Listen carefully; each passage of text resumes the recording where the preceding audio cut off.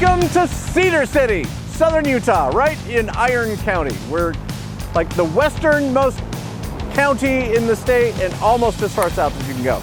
So if you're on your way to St. George, you'll run into Cedar City Bryan Head. It's pretty much where we're at. Been here since the mid-1800s, but really came to life around 1905 with the arrival of the Union Pacific Railroad. So the Union Pacific Railroad comes to town 1905, completed in 1917. That's when they built this bad boy right here, the Union Pacific Depot. A little bit smaller than the last Union Pacific Depot that we went inside. And you can put the picture of it right here.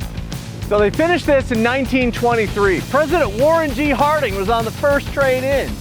It didn't last very long though. It only went until about 1959. That's when these things called automobiles started making their way down south.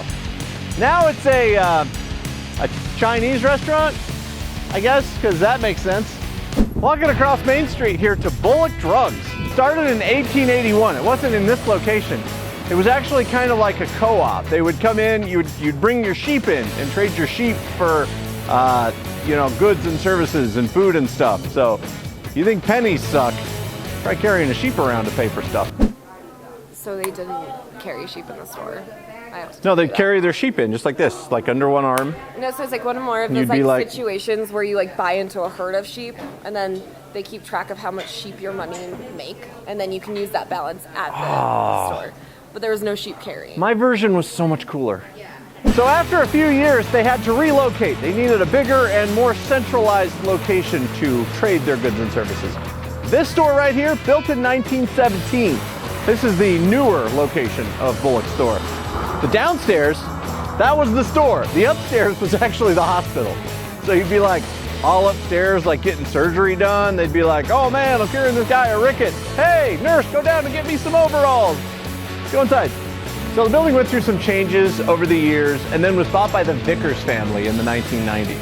They renovated the outside, completely redid the inside, put in this cool soda fountain thing. Check this out. They have 3-cent candy over there, and they have like a whole candy section. You can get your own like a candy, I was gonna say a candy bar, but that's something else. Do you have Malo cups? There you go. Okay, so this is an iron port. Yep, that's an iron port. Here we go. Oh, that's awesome. Oh, that's so good. So if you get an iron port with root beer in it, they call it the Iron Maiden. So we have found our way into the basement of the Bullock store, which again, this was built in 1917. Heated by coal. In fact, heated until recently by coal. You can actually still see the coal chute is right here. And there's actually still coal in the, This has all been down here since 1917. We're gonna go see some pharmacy relics from the 1930s. So Bullock Drug, they still are a pharmacy to this day. The owner has actually taken us down into the basement. We're gonna look at some of the cool history.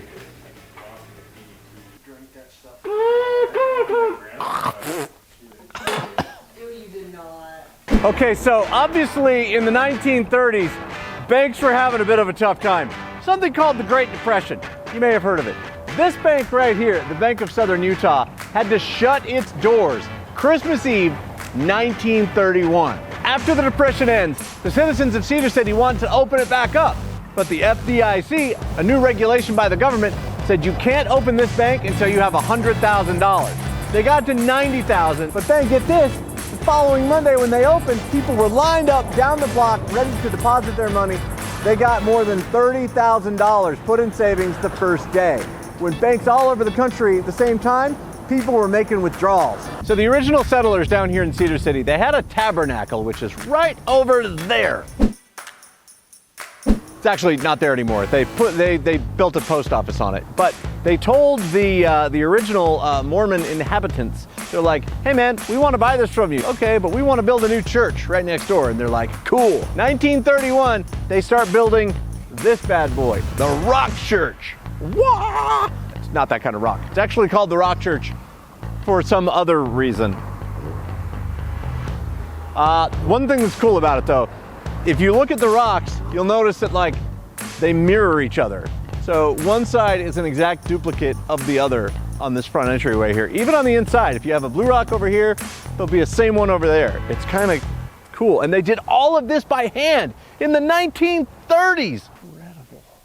There's some cracks in the walls, in the plaster, which the building's 90 years old. There's going to be some wear and tear, right? The cracks actually follow the trees. And so I told him, I'm like, oh, well, you painted over the cracks. That's smart. And he's like, no, the cracks came later. Now we are inside of the roof of the Rock Church, and there are ladders everywhere. So if we were to go up this ladder here, which I promised I wouldn't, and I'm in a church, so I'll be good. But this would go inside of the clock, which is the original tower that is about 50 years older than the church that was part of the original tabernacle. So there you have it, man. Always something to do in Cedar City. It's Festival City, USA, so I mean, there's always something going on. So until next time, like it, subscribe to it, comment below, and make sure you tell us what you want to see next time on cool stuff in Utah. Oh, and share it on social media. Free birds!